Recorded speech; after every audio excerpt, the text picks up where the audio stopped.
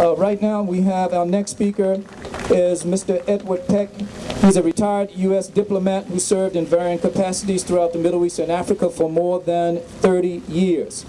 Mr. Peck is a survivor of the humanitarian 2010 Gaza Freedom Flotilla, which in its attempt to provide aid to the starving people of Gaza, that flotilla was attacked and hijacked by the Israeli military on the high seas. I invite Mr. Peck to speak to us at this time. It's a challenge to follow the two speakers who preceded me, both of whom delivered very emotional, very powerful, very meaningful talks. I'm a diplomat. Diplomats don't do that so well. But I would like you to understand that although a diplomat, I have deeply felt and strongly held beliefs and emotions which I hope will come through without the use of any bombastic phrases. Consider this. No one in his or her right mind, and we all recognize that not everybody qualifies for inclusion in that group, no one in his or her right mind wants anything bad to happen to one Israeli or one Palestinian or one American. But the horrible truth is that horrible things have happened, are happening, and I fear are going to happen to all three groups because of what is and what is not going on in the occupied territories. Now, I've just used a phrase that you never ever see in the American media: occupied territories. That's Jerusalem, West Bank, and Gaza, what's left of Palestine. I believe very strongly that the entire world will benefit when the people who live in the Middle East are all living in peace and security. But it should be clear after a moment's thought that one country cannot live in peace and security unless her neighbors are also living in peace and security, because that's the definition. So if Israel continues to believe that you get peace and security on the point of a bayonet, they will never live in peace and security. They have to make some concessions, which they're unwilling to do, but Israel has an awful lot of people who recognize that the future of that country will depend to a very large degree on how it gets along with its neighbors. And right now, that is not very good. I was on the flotilla. I had an interesting experience. They captured us I was on a small ship called the Sfendoni, which left from Athens, a small passenger ship. There were 45 of us. We were escorting another ship that left from Athens filled with humanitarian goods for the people in Gaza. We were captured at high sea. There were no deaths, but there were some injuries from the people who tried to offer peaceful resistance to the people who boarded us. And when we got to Ashdod, they told me I was going to be expelled. And I said, why am I being expelled? And they said, you entered the country illegally. I said, let me see if I understand it now. In international waters, armed commandos attacked our ship, took it by force, and brought us to Ashdod under armed guards. And I, metaphorically speaking, marched ashore with my hands in the air and a gun in my back. And you call that entering your country illegally? And the man said, yes. And I said, we are not speaking the same language. You forced me to come here. I didn't want to come here. How can you make that illegal? Well, they did. And this is what people were talking about before me and will talk about afterwards. What is happening there is illegal on an hourly basis. We are permitting Israel to violate every principle that we consistently bellow and shriek we stand for. International law, human rights, peace, justice, all those things count for nothing when it comes to what Israel wants. It has a lobby. Lobby is not a dirty word. That's how democracy works.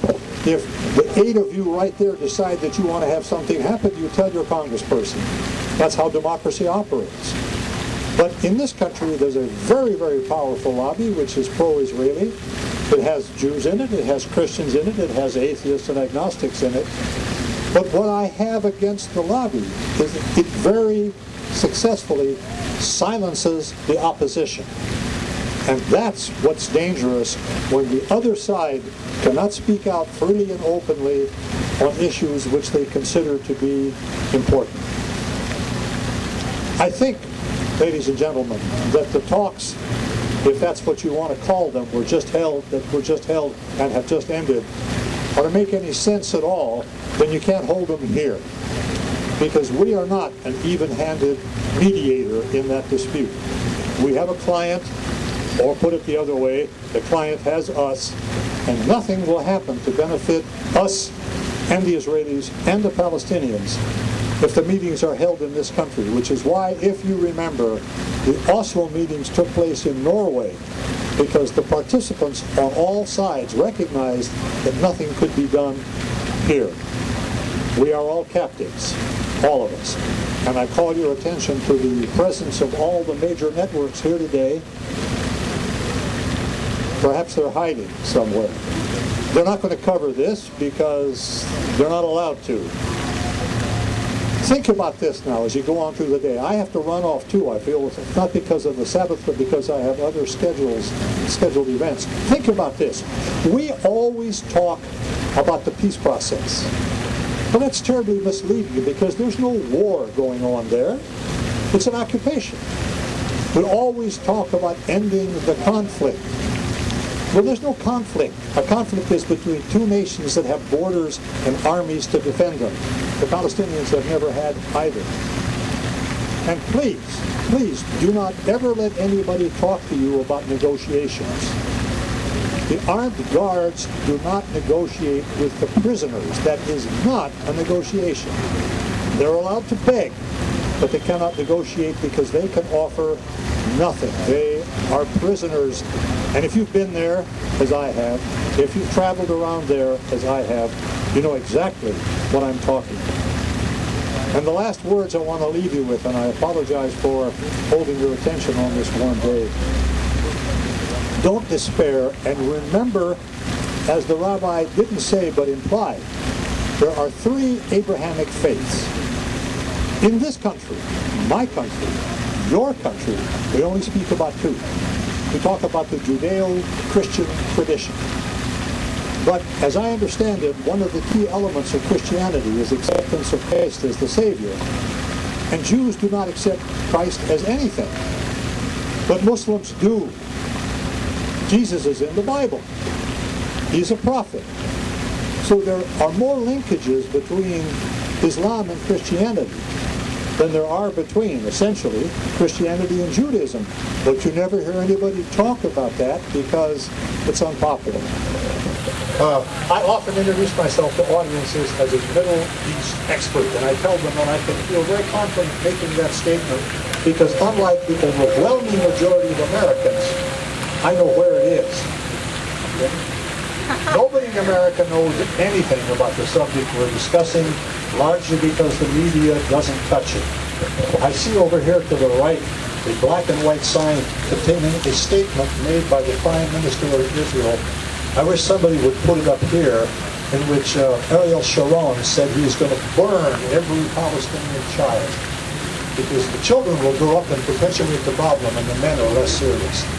Now that's a kind of a warm, fuzzy, puppy kind of thought to have, isn't it? But there it is. Oh, thank you, man. This is powerful, folks. This is the sort of thing that you need to know about, however painful, however ugly. This is reality.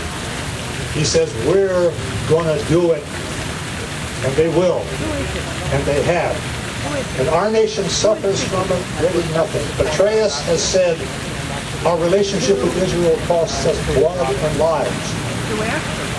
I'm a diplomat. It costs us credibility, honesty, dignity, decency, our reputation. We've had to change it. It's not going to be easy. It's not going to be quick. But it needs to be done. Thank you very much.